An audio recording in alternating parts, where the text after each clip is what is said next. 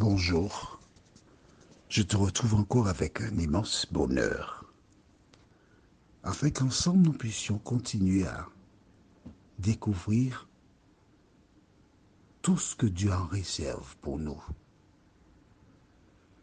Juste avant de voir ce thème, ne crains pas.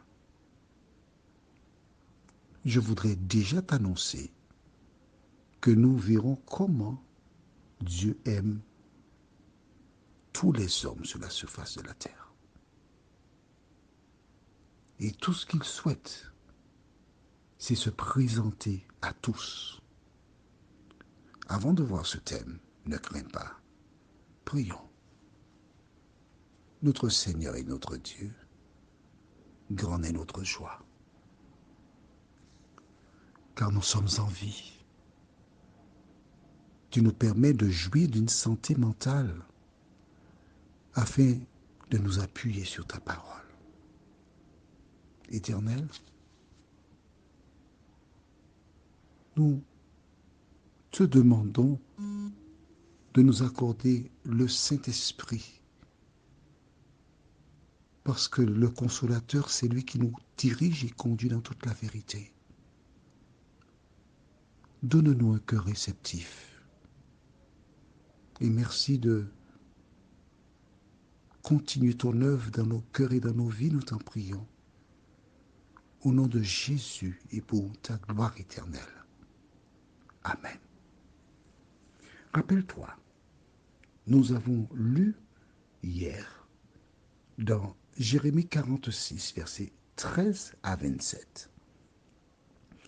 Mais pour comprendre la suite, nous lirons encore à partir du verset 25, toujours au chapitre 46 de Jérémie, jusqu'au verset 28.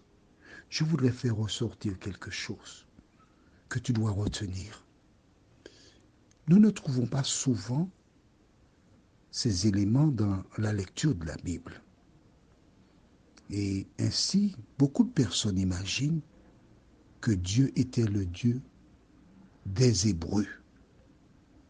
Et que ce n'est qu'à partir du livre de Matthieu qu'il s'est ouvert au monde. Mais c'est une erreur, une grave erreur. Nous avons plusieurs expériences. Lorsque Abraham est arrivé en Égypte, il a dit que Sarai était sa femme. Et Dieu s'est adressé au Pharaon. Il en est de même d'Abimelech, même expérience. Des personnes, des nations connaissaient la loi de Dieu. Mais l'Éternel avait un projet, à savoir que le Sauveur naisse de la lignée d'Abraham. Mais Dieu a toujours aimé tous les hommes. Je le dis pour que tu comprennes mieux. Du reste, on va le voir. Allons au livre de Jérémie 46 et nous lisons à partir du verset 25. L'Éternel des armées, le Dieu d'Israël dit, voici, je vais châtier Amon de nos Pharaon, l'Égypte, ses dieux et ses rois. Pharaon et ceux qui se confient en lui. Est-ce clair pour toi? Dieu dit, je vais châtier. Qu'est-ce que ça veut dire, châtier? Aux Antilles, des mères de famille étaient souvent la personne responsable pour l'éducation des enfants. Et quand le père rentrait le soir, la maman avait préparé une petite liste. La mère donnait des ordres aux enfants. Et quand ces derniers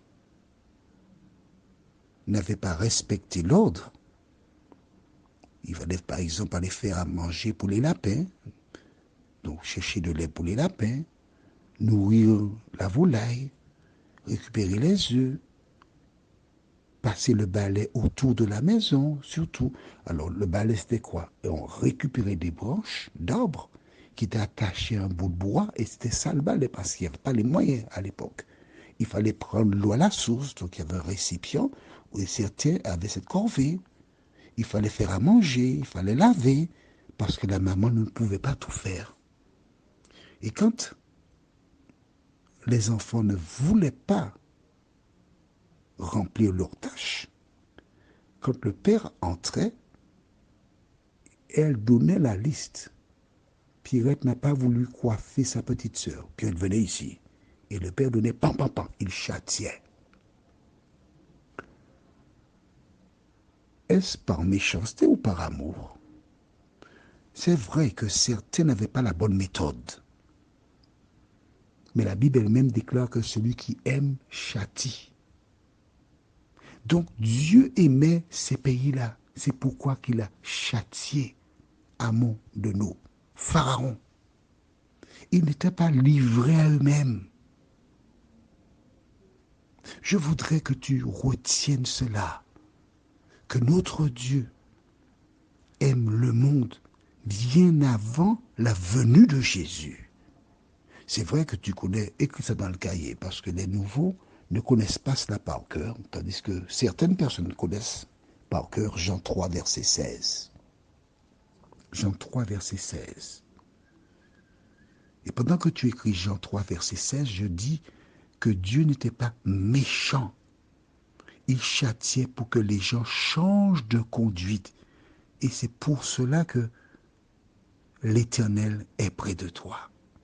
Jean 3, verset 16 déclare, « Car Dieu a tant aimé le monde qu'il a donné son Fils unique, afin que quiconque croit en lui ne périsse point, mais qu'il ait la vie éternelle. » En châtiant l'Égypte et les autres, Dieu voulait qu'ils tournent leur regard vers lui.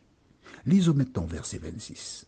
« Je les livrerai entre les mains de ceux qui en veulent à leur vie, entre les mains de Nebuchadnezzar, roi de Babylone, et entre les mains de ses serviteurs, et après cela, l'Égypte sera habitée comme au jour d'autrefois, dit l'Éternel. Et toi, mon serviteur Jacob, ne crains pas, ne t'effraie pas, Israël, car je te délivrerai de la terre lointaine. Je délivrerai ta postérité du pays où elle est captive. Jacob reviendra, il jouira du repos et de la tranquillité, et il n'y aura personne pour le troubler. Donc tu vois, tu dis, ne te fais pas de Jacob, je ne t'ai pas oublié. Ça me fait penser au pain. J'aime beaucoup le pain parce que quand j'étais enfant, j'habitais pas loin d'une boulangerie. Et le matin tôt, j'allais à la boulangerie acheter le pain. Et les messieurs étaient bien gentils. Le pain qui sortait, c'était du pain cuit sur feu de bois, donc il était craquant. Quand tu mordais le pain, tu entendais crac. Et alors, je demandais un petit peu de beurre. Et je prenais le pain, je mettais dans le pain chaud un peu de beurre, le beurre qui fondait. Et quand je mordais là-dedans, oh là là, c'était agréable. De la même manière, les enfants d'Israël qui étaient en exil, Dieu avait un temps fixé pour les délivrer. Et c'est pourquoi il dit, ne t'en fais pas, hein. Ils reviendront. Aujourd'hui, notre verset, c'est le 28. Toi, mon serviteur, ma servante. Et comme je dis souvent, tu dois t'approprier les écrits. Tu mets ton prénom. Toi, mon serviteur Jacob, ne crains pas, dit l'Éternel, car je suis avec toi. J'anéantirai toutes les nations parmi lesquelles je t'ai dispersé. Mais toi, je ne t'anéantirai pas. Je te châtirai avec équité. Je ne puis pas te laisser impuni. Voilà pourquoi tu souffres. Voilà pourquoi tu as des problèmes. Dieu ne peut pas te laisser là. Il faut que tu supportes les conséquences de tes actes.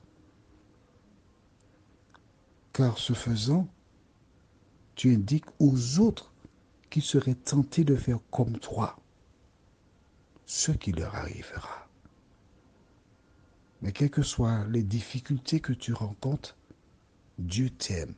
Ce qu'il désire, c'est que tu changes de conduite. Alors, ne veux-tu pas changer de conduite aujourd'hui?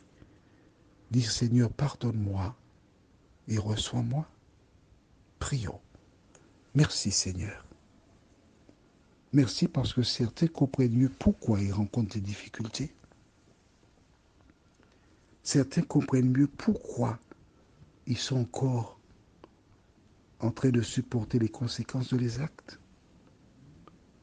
Viens aider chacun à se rappeler de l'histoire de David. Dès qu'il a dit à Nathan, j'ai péché contre l'Éternel, Nathan lui a répondu, l'Éternel te pardonne. Seigneur, aide tes enfants à ouvrir leurs lèvres pour confesser leurs péchés et fais-leur du bien au nom de Jésus et pour ta gloire éternelle. Amen. Je te souhaite une bonne journée et que l'Éternel continue de te faire du bien. À demain, si Dieu nous prête vie.